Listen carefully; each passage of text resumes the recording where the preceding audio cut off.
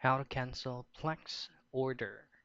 The first things first, before you do this method, you have to fully understand about the cancellation um, process and cancellation information about any products ordered or purchased directly from Plex. So, say for example, you have ordered an item and then that specific item was already on the process of shipping out to you. Then in that scenario, you can no longer cancel it.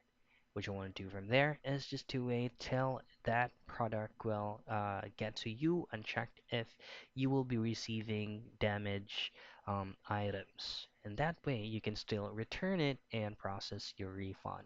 However, if you accidentally ordered something and adding directly to your cart, what you want to do is just to hover your mouse to this cart, and then beside that is actually a profile icon by heading directly to your order history. Now, canceling is very easy as long as you're doing it, um, as long as you are trying to order an incorrect item, then you can just cancel it immediately.